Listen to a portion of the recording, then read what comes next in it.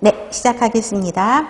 자, 이번 시간에는 21년 6월 지방직 간호관리 문제풀이를 시작해 보도록 하겠습니다. 자, 이번에 지방직 문제는 좀 어떠셨어요? 자, 그동안 지방직 문제가 굉장히 쉽게 출제되었어요. 그래서 작년 같은 경우도 굉장히 여러분들이 쉽게 점수를 받으셨을 수 있었을 텐데 올해는 새로운 문제들이 출제된 것을 볼 수도 있고요. 또 깊이 생각하지 않으면 바로 오답으로 빠져나가는 문제들도 있어서 여러분들이 조금 많이 힘드셨을 거라는 생각을 해봅니다. 또 이번에 지방직을 이제 제가 문제를 보면서 쉽게 기출문제만 풀어가지고는 접근하기는 어렵겠다라는 생각이 들어요. 그래서 기본서를 가지고 꾸준히 공부하셨던 분들이 오히려 더 좋은 효과가 있었지 않았을까라는 생각을 해봅니다. 자, 그러면 문제풀이를 들어가겠습니다. 1번, 과학적 관리론과 인간관계론에 대한 설명으로 옳은 것. 그래서 항상 우리가 관리 이론을 이야기할 때 과학적 관리론과 인간관리론을 서로 비교하는 문장이 많이 나온다고 말씀을 드렸습니다. 자, 공식 조직 구조를 더 강조한 게 과학적 관리론이죠. 그 다음에 비공식 조직 구조를 강조한 게 인간관계론을 이야기한 거고요. 그 다음에 노동의 효율성을 더 강조한 거는 과학적 관리론을 이야기하고 있죠. 그 다음에 과학적 관리론과 인간관계론 모두 조직의 외부 환경을 강조한다?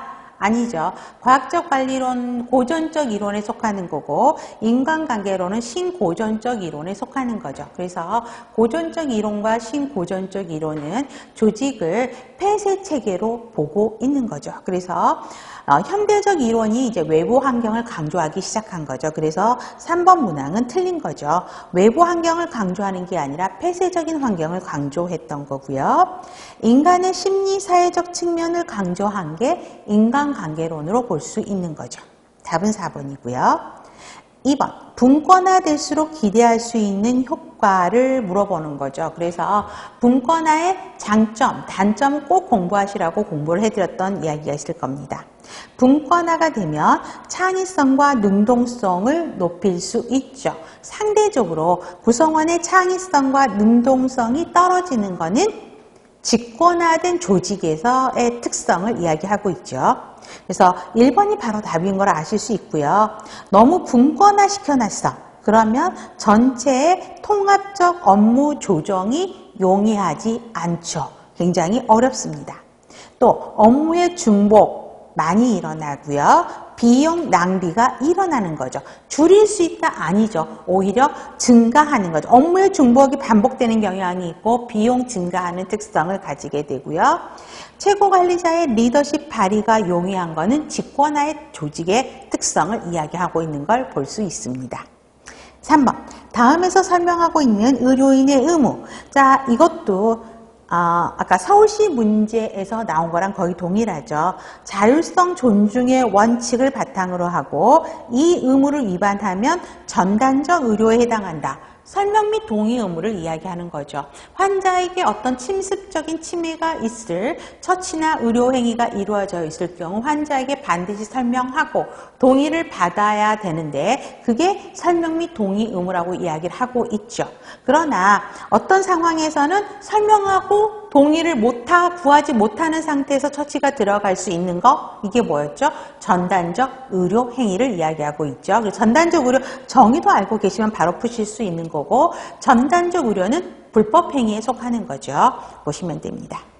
4번, 과정적 서비스, 간호 서비스의 과정적 질평가를 이제 물어보는 거죠. 자, 환자 확인 절차 준수율은 과정에 속하죠. 자, 수술 후 합병증 발생은 결과, 자가간호 실천율 결과, 질병 분별 재원 일수 결과적 지표죠. 그래서 2, 3, 4는 전부 결과적 지표에 속하는 것입니다. 5번, 페이얼의 행정관리론에서 제시한 관리 원칙만을 모두 고른다면 자, 우리 페이얼이 14가지 원칙을 제시를 했죠. 그래서 질서의 원칙, 고용 안정의 원칙, 통솔 범위의 원칙은 조직화의 원리에 속하는 거죠. 그래서 없는 거고 지휘 통일의 원칙, 조직 이익 우선의 원칙 맞습니다. 그래서 답 3번입니다. 그 다음에 6번이죠. 대밍의 PDCA 사이클 중 문제 해결을 위해 변화 계획을 소규모로 시범 적용하여 검증하는 단계.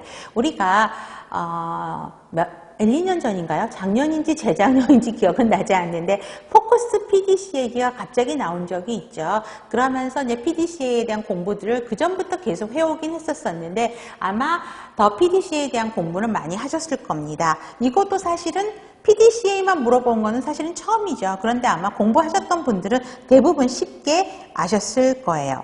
자, PDCA에서 P는 뭐죠? 계획이죠. 플랜. 그 다음에 do는 실행하는 거고, 체크는 평가하는 거고, act는 개선을 이야기하고 있죠. 그런데 문제 해결을 위한 변화 계획을 시범 적용하는 거고, 이때 소규모로 하는 게 좋다라고 수업 시간에 이야기를 했습니다.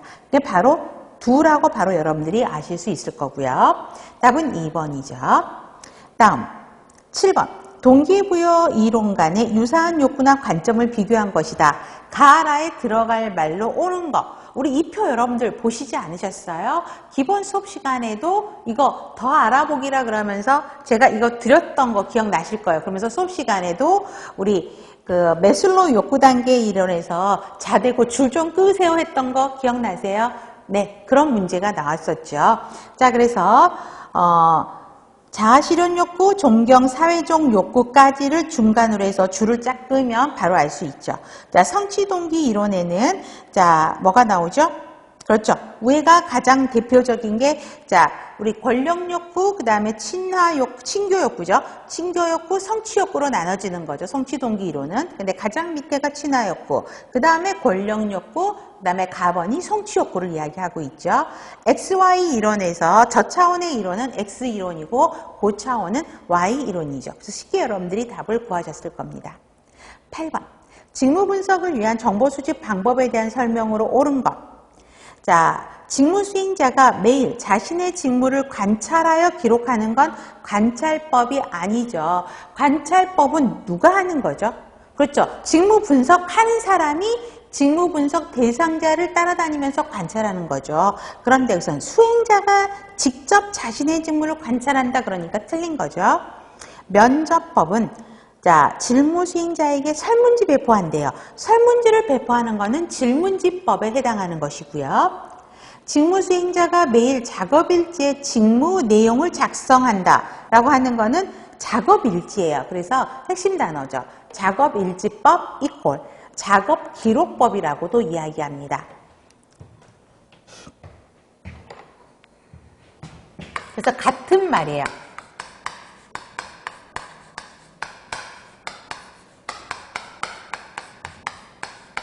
근데 이 내용은 아마 자, 이 내용은 처음 나오는 건데 그래도 여러분 특히 4번 직무 분석자가 전체 직무 활동 중 일부 작업을 표본 선정하여 관찰한다. 작업 표본 방법은 바로 금방 아셨을 거예요. 이거는 굉장히 많이 풀었던 문제죠. 그래서 금방 4번으로 가셨을 거예요. 중요사건법은 뭐예요? 중요 사건에 포커스를 맞춰서 거기에만 가지고 분석을 하는 거죠. 그래서 뭐 작업 일지법, 작업 기록법을 몰라도 4번 딱 보니까 중요사건 비용은 아니구나. 답은 4번이구나. 바로 아셨을 겁니다. 9번 마케팅 미스 전략의 예로 옳지 않는 것. 자, 예비 부부를 대상으로 건강검진 패키지를 개발한대요. 제품이죠. 대면으로 이루어지던 미숙아 부모 교육을 비대면으로 하는 거니까 쉽게 미숙아 교육을 쉽게 이용할 수 있는 접근성의 포커스를 맞춘 거죠. 그렇기 때문에 유통 전략이고요. 간호간병 통합 서비스에 대한 지하철 광고가 핵심 단어죠. 촉진 전략입니다. 가정의 달 5월에 건강검진 서비스를 받은 노인에게 사은품을 지급하는 행사를 했대. 그럼 이거는 뭐예요? 바로 나와야지. 촉진 전략이죠. 그렇기 때문에 답은 4번. 바로 정리하셨을 겁니다. 자, 10번 문제예요. 자, 10번 문제 보시고 조금 당황하셨을 것 같긴 해요.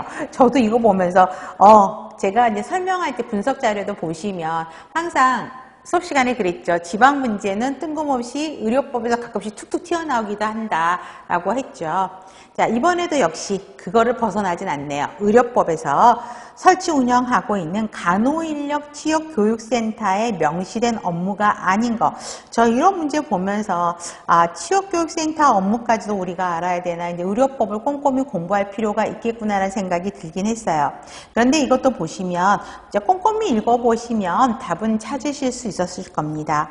자, 유효 및 이직 간호 인력의 취업교육 지원, 직업별, 의료기관별 간호인력 확보에 대한 현황 조사, 간호인력의 지속적인 근무를 위한 경력개발 지원 등이 취업교육센터의 업무입니다.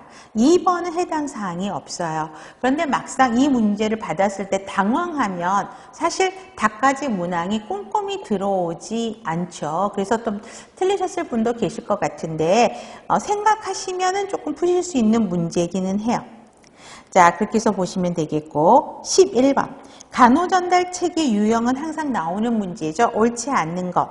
자, 비전문 인력을 포함해서 팀이 구성돼서 팀 내 의사소통이 중요하다. 팀 간호 방법이죠. 자, 팀 간호 방법은 구성 멤버가 항상 시험 문제에 나온다 그랬어요. 그러면 팀 리더가 있고, 그 다음에 여기에 간호사가 있고, 그 다음에 간호 비전문 인력인 간호보조가 팀을 이루어서 환자에게 간호를 제공하는 방법이죠. 특히 간호보조인 비전문 인력이 있기 때문에 여기에서 의사소통이 제대로 이루어져야 되고, 원활한 의사소통이 이루어지지 않으면 오히려 질 떨어지는 간호를 제공할 수 있죠. 그렇기 때문에 의사소통이 중요하고, 특히 환자를 돌보기 전에 이루어지는 간호 집담회, 그렇죠? 집담회에서 만들어진 간호 계획, 거기에서 이루어지는 의사소통이 가장 핵심 요건이라고 말씀을 드렸습니다. 2번, 기능적 분담 방법, 총체적 간호가 이루어지지 않아 환자와 간호사의 만족도가 낮다. 자, 한 명의 환자를 기능적 분담 방법은 여러 명의 간호사가 나누어서 보는 거죠. 그래서 환자가 요구하는 간호가 무시될 수 있고 간과되는 단점을 갖고 있기 때문에 환자의 만족도는 떨어질 수밖에 없고요. 그 다음에 간호사도 펑셔널로 접근하다 보니까 환자의 전체적인 전인적인 간호를 제공하지 못하게 되죠. 단편적인 것만 할 단점을 갖고 있기 때문에 또 하다 보면 매너리즘에 빠지게 되고, 그렇죠? 그렇기 때문에 간호사의 만족도는 떨어지게 됩니다. 그 다음에 1차 간호 방법이죠. 1차 간호 방법은 1차 간호사가 있고, 여기에서 1차 간호사가 있고, 대장이죠. 그 다음에 2차 간호사, 일반 간호사들이 있게 되죠. 그 다음에 팀 간호 방법과 차이점은 여기는 간호보조가 없죠. 그래서 간호사로만 이루어지는 간호가 1차 간호 방법이죠. 그래서 환자 입원시부터 퇴원시까지 환자의 전인적인 간호를 누가 담당해요? 1차 간호사가 담당하는, 정의를 물어보는 걸로 바로 보실 수 있습니다. 자, 그래서 책임 소재가 분명하다. 누가 지는 거죠? 1차 간호사가 지는 거죠. 4번, 사례관리. 한 명의 간호사가 한두 명의 환자를 담당해서 필요한 모든 간호 서비스를 제공한다. 아니죠. 자, 사례관리법은 급성기 현장에 있는, 그러니까 병원에 입원한 환자들 있죠. 자, 급성기 간호관리 현장에 있는 한 10명의 환자, 또 지역사회에서 추후관리를 받는 30명의 환자를 관리할 수 있습니다. 그렇기 때문에 4번 문항은 틀린 거죠. 그 다음에 한 명의 간호사, 그러면 1차 간호 방법인 거고, 한 명의 간호사가, 1차 간호 방법은 한 명의 간호사가 한 몇 명을 보죠? 한 4-5명의 환자를 보는 방법이죠. 그래서 사례관리에 대한 설명은 4번은 여러 개를 섞어놨는데 틀린 거죠. 보시면 됩니다. 12번. 권력의 유형을 물어봤죠. 권력의 종류를 물어본 거예요. 이거는 굉장히 쉽게 접근하셨을 겁니다. 공정하고 성실한 업무 처리와 상대방을 배려하는 인간관계로 평소에 팀은 물론 간호부 내에서도 존경을 받는데요. 그러면 뭐죠? 중거적 권력이죠. 13번. 다음에서 설명하는 격리 방법이 요구되는 질병. 자, 수술용 마스크를 착용하고요. 병실에 들어갈 때. 또 가장 핵심 단어가 자, 코호트 격리를 한 후에 병상간 거리는 1m 이상 뛰어든다. 그럼 바로 나와야 돼. 무슨 감염? 비말 감염을 이야기하고 있죠. 병실 밖으로 환자가 이동하는 경우 나가기 전에 손 위생을 수행해야 되죠. 자, 그러면 지금 질환에서 비말 관련된 질환을 찾으라는 거예요. 그럼 바로 3번 백일해가 나오는 거죠. 보시면 됩니다. 14번 의료법인 재무상태표이다. 가, 다로 들어갈 말로 바르게 연결한 거.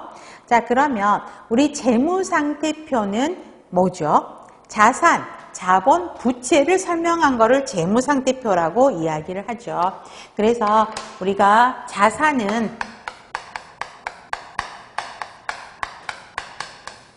자본 플러스 부채를 설명한 것이다 라고 공부를 하셨을 겁니다. 그러면 자, 이쪽에 자산이 있게 되고 이쪽에 자본과 부채가 설명이 된 걸 볼 수 있죠. 그렇기 때문에 차변이라고 하는 데가 자산을 이야기하는 건 바로 아셨을 거고요.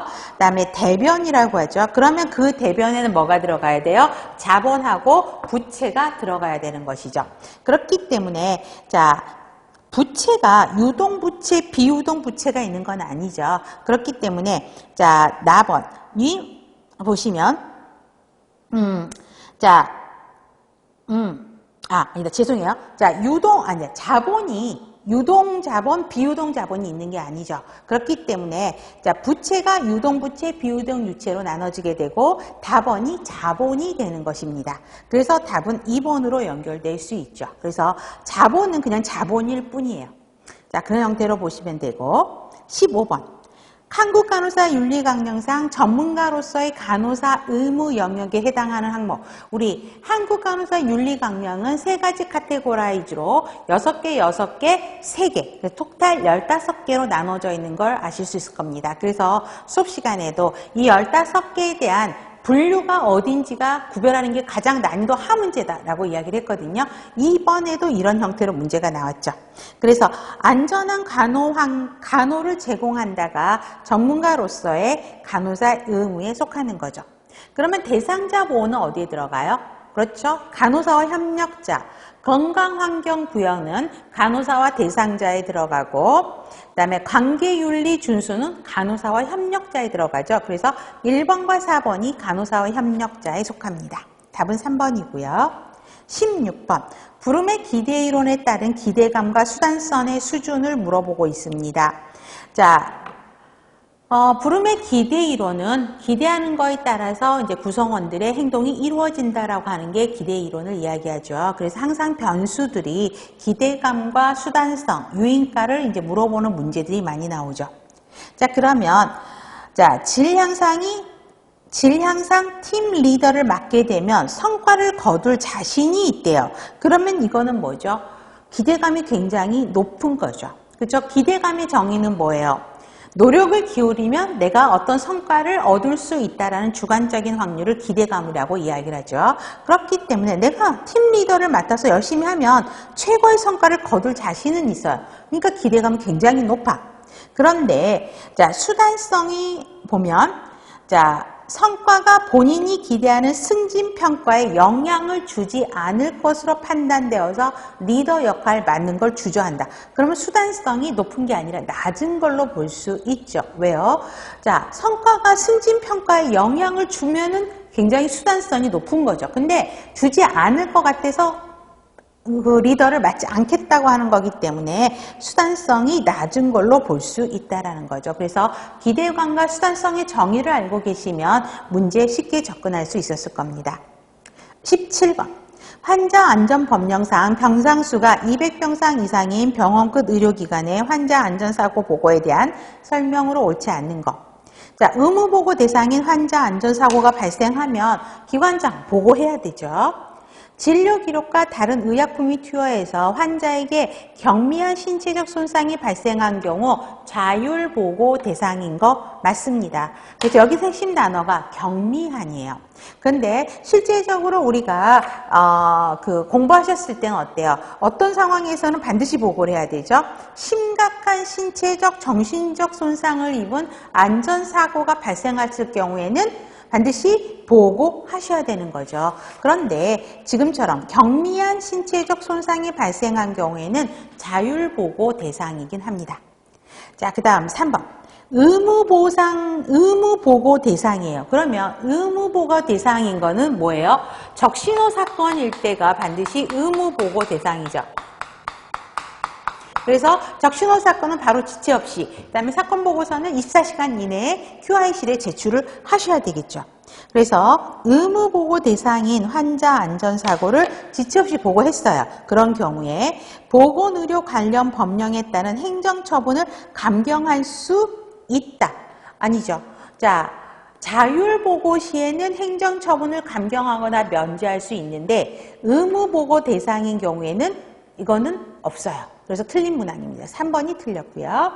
다른 부위의 수술로 환자 안전사고가 발생한 경우에는 심각한 정신적, 신체적 손상의 발생 여부와 관계없이 의무보고한다? 아니죠. 이거는 또 여러분들 보시면 이거는 맞는 문장이죠. 자, 다른 부위 수술로 인해서 안전사고가 발생했어요. 그러면 이거는 뭐예요? 적신호 사건을 이야기하고 있죠. 그렇기 때문에 이거는 반드시 의무보고 대상입니다. 그래서 심각한 정신적, 신체적 손상의 발생 여부와 관계없이 의무보고 대상인 거죠. 적신호 사건이기 때문에 그렇습니다. 그래서 틀린 거니까 3번입니다. 그래서 여러분들이 환자 안전사고의 보고에 대한 내용 법을 보시면 참조하셔서 여러분들이 보시면 될 것 같고요. 18번. 만주와 심스의 셀프 리더십 훈련을 하기 위한 인지 전략을 물어봤죠. 저 이거 보고요. 되게 조금 드디어 이제 셀프 리더십이 문제가 나왔구나라고 생각이 들고요. 그 다음에 학원 여러분들 시험 보러 들어가셨을 때 학원 전단지 받으셨을 거예요. 거기에서도요 셀프 리더십에 대한 문제 제가 드렸어요. 답가지 항에 그때 그 예상 문제 답가지 항에 뭐 어떤 것들이 행동 전략에, 인지 전략에는 어떤 것들이 있다. 이렇게 하면서 틀린 답으로 유도했던 문제가 있었긴 했거든요. 그래서 드디어 문제가 나왔다라고 보셨습니다. 자, 그래서 그 각각에 대한 정의를 이제 물어본 거죠. 인지 전략과 행동 전략의 특성에 대한 정의를 물어본 건데, 자, 1번. 자기 스스로 목표를 설정하고 우선순위를 결정하여 실행한다. 그러면 이게 가장 간단하게 말을 하면 자기 설정 목표거든요.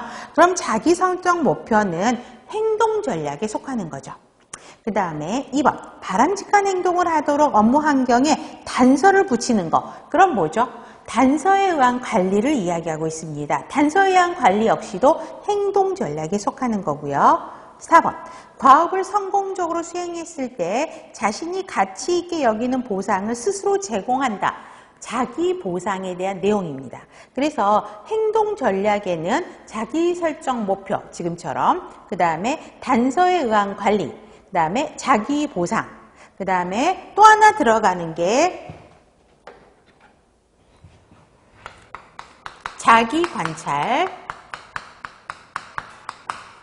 리허설, 5가지가 지금처럼 행동 전략에 들어갑니다. 그래서 1번, 2번, 4번 플러스 리허설, 자기 관찰.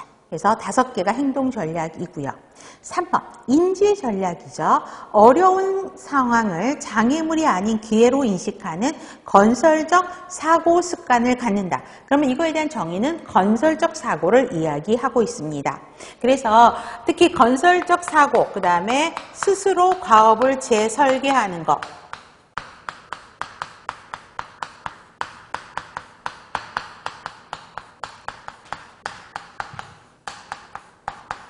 그 다음에 한 가지가 더 있는데, 자, 직무의 상황을 재설계하는 것.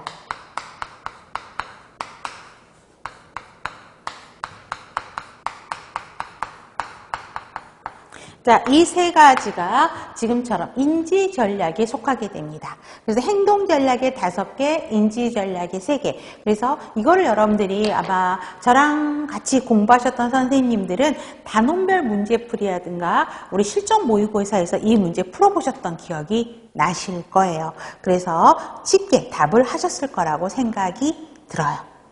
자, 그렇게 보시면 되겠고, 그 다음에 제가 그때 아까처럼 광고 문제 아까 말씀을 드렸잖아요. 근데 그 단고 문제에 틀린 답까지 항으로 인지 전략에, 그러니까 행동 전략을 이야기, 지금처럼 자기 설정 목표, 단서에 의한 관리, 자기 보상은 인지 전략의 예이다. 이래가지고 틀린 문항으로 답을 했던 거가 나거든요. 그래서 그거는 행동 전략을 보시면 됩니다. 자, 19번. 터크만의 팀 발전 과정을 순서대로 바르게 한 거. 아까 우리 지방 문제에서 이거 나왔다고 했었잖아요. 자, 보시면, 서울시 문제에서, 지방에서 이렇게 문제가 나가고, 서울시는 그 단계의 특성을 정의를 물어봤죠. 오히려 이거 19번 문제는 지방이 조금 더 쉽게 나왔죠. 형성기, 갈등기, 규범기, 성취기, 해체기. 이거 같이 연결이 됩니다. 갈등기를 혼동기라고도 이야기를 하거든요. 같은 말이에요. 그래서 우리가 수업 시간에도 형성기, 혼동기, 규범기, 성취기, 해체기 이런 순서로 공부하셨던 기억이 나실 겁니다. 답은 1번 쉽게 가셨고요. 20번 개인정보 보호 가이드라인상 의료기관에서 인터넷이나 전화를 통한 진료검사 예약 시 개인정보 처리 기준으로 옳지 않는 것. 자, 이것도 여러분 개인정보 보호 가이드라인 이거 보면 이것도 이제 시험 문제 한 번도 안 나왔는데 라는 생각이 드셨을 겁니다. 그런데 천천히 읽어보시면 푸실 수 있는 문제예요. 자, 인터넷으로 수집한 주민등록번호는 반드시 암호화해야 되죠. 이거는 맞네. 단순 예약을 위한 주민등록번호 수집은 어때요? 원칙적으로 허용하지 않죠. 또 전화를 통해서 필요한 개인정보를 수집할 때 통화 내용은 녹취할 수 없는 게 아니라 상대방과 합의가 되면 통화 내용 녹취할 수 있습니다. 그래서 우리가 요즘에 인터넷에서 뭘 가입하려고 그러나 은행이나 막 이럴 때도 계속 녹취하겠습니까? 라고 하고 녹취합니다. 라고 하고 동의를 구한 다음에 녹취를 하잖아요. 그래서 이런 거는 금방 이건 아니지 라고 생각하셨을 겁니다. 진료가 목적일 경우에는 만 14세 미만 아동에게 법정 대리인의 동의 없이 개인정보를 수집할 수 있어요. 자, 이거는 보세요. 일반적으로 우리 개인정보를 수집할 때는 동의를 받아야 되고요. 만 14세 이하의 애들, 미만인 애들한테 동의를 받으려면 효력이 없다 그랬죠. 그럼 누구한테 받아야 돼요? 그 법정 지정 대리인, 보호자라든가 법정 지정 대리인에게 동의를 받아야만 되는 것입니다. 그래서 여기 근데 4번 문항의 가장 핵심 단어가 뭐예요? 진료 목적일 경우예요. 그럴 때는 법정 대리인의 동의 없이 정보를 수집할 수 있어요. 그러나 다른 목적일 때는 반드시 법정 대리인의 동의를 받아야만 되는 것이죠. 그래서 여러분들이 조금 당황하셨을 것 같긴 한데 조금 쉽게 생각하면서 천천히 읽어보시면 여러분들이 답을 구하는 거는 그렇게 어렵지 않았을 거란 생각을 해봅니다.